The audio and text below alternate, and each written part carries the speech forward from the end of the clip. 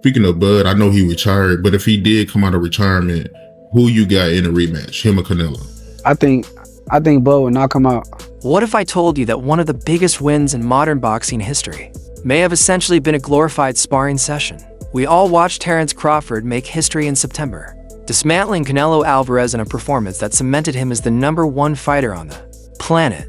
To the public, it looked like a masterclass, a tactical breakdown of a Mexican legend by a fighter operating at the absolute peak of his powers. But according to one man who knows Crawford better than almost anyone else, we didn't actually see the full version of Bud that night. In fact, there's a growing belief inside the boxing world that Crawford fought that entire bout with the parking brake on.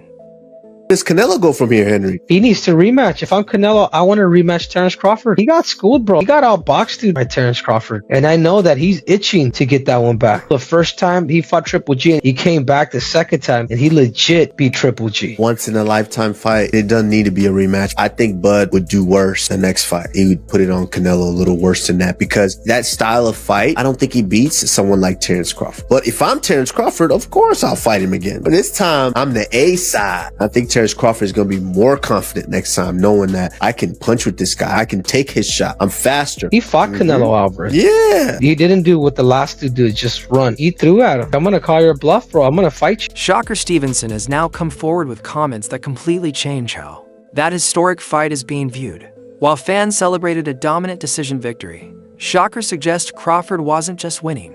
He was deliberately holding back. The implication is chilling. Terence Crawford may have stepped into the ring with the face of boxing, beaten, and comfortably and consciously chose not to knock him out. And if Canelo were to sign a rematch, that restraint might not exist the second time around. When you listen closely to what Shakur actually said, he has an 85+ chance to beat Canelo. Why? He's not going in there to prove something, which will fall into Canelo's hand. He would love for him to prove something. That means you will stay there and try to prove something. But to go in there and to let him know, establish that from the first round, that I belong without showing that I am tough. I earned my position to be here. And I want to show you, even though you're being stubborn, that your time not only have came, but it's gone. He ain't going to surrender and say, I slowed up, so I'm going to act like it. No, he has to be shown. And it has to be earned. the picture becomes unsettling. In a recent sit-down, Stevenson explained that while fans saw a high-level chess match, he saw something very different. He insists there were moments throughout the fight where Crawford had Canelo hurt or vulnerable, and made a clear decision to disengage rather than press for a finish. Shakur described it as Crawford having another gear, a dangerous gear, that he simply refused to use. It wasn't that he couldn't stop Canelo, it was that he didn't need to. Think about the confidence required to recognize a finishing opportunity against a puncher like Canelo Alvarez and decide, nope, we're good. Let's stay disciplined. Shakur compared it to a veteran professional executing a job flawlessly. Get in, secure the bag, and get out untouched. The knockout was available, sitting right there, but Crawford chose the safest, smartest route instead. Bud, I know he retired, but if he did come out of retirement, who you got in a rematch, him or Canelo? I think Bud would knock him out the next time. Yeah, I think Canelo is one of the hardest dudes to knock out, but I think it was points in that fight where you could tell Bud wanted to like step it up and push on the gas a little bit more. But he's like, shit, the name of the game is win. So he did like the veteran thing to do. But you could tell like deeper inside of the way Bud thinking, his mentality, that he knew he had another gear that he could have took it to.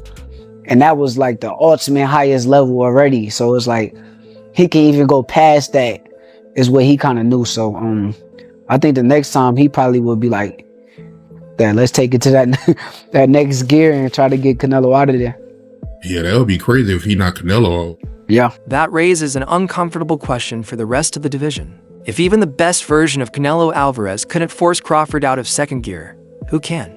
To understand why Crawford didn't go for the kill, you have to understand the mentality inside that corner. Shakur wasn't just watching, he was emotionally locked in, living every second of that fight. He admitted that during the middle round. Yeah, I thought he was a stronger fighter when I seen him fight. Yeah, I was screaming the whole time like, shit, keep boxing, champ, keep boxing. That we ain't got to take no risks. We winning this easy work. But you know, he kept doing what he was doing. That was a veteran move. When momentum had clearly swung in Bud's favor, he was screaming from ringside. But his message wasn't finish him. It was the opposite. Keep boxing. This is easy work.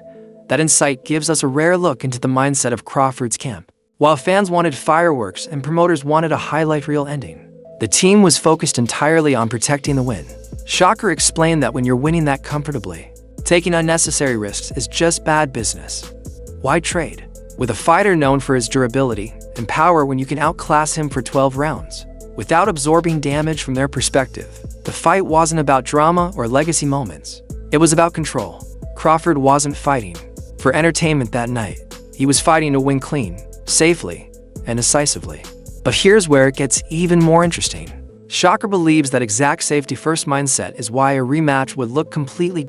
Canelo brings him to that Rushmore status. Well, yeah, because of who Canelo is and what he's accomplished and the weight disparity. Yeah, I can see that. You know, that put him over the edge. But, you know what I mean? Because, like I say, you do need us. It is the victories that you have that propel the people in the people's mind, not just your skill set. You know, it's the skill set you apply with the other great fighters. And I think he did that, and it was a dominant victory as well. So I can see that. That solidified him. Bitch got the leftover of the best. Like, you know what I mean? It was Spence. There was a couple more walks away. I was Spencer leftover. The leftover. How was Spencer leftover? One of them, bro. I don't care about nope. Okay, but listen to this. When I hear him say that, tell me, how was Spencer leftover? Spencer was undefeated. Yeah, I don't agree with that. He broke Ugas' face. He beat Danny, who was still a formidable champ. You know what I'm saying? Like, nah. So how was Spencer? Opponent. How was Spencer a leftover? Yeah, nah, I don't agree. Definitely not a leftover. Not at all.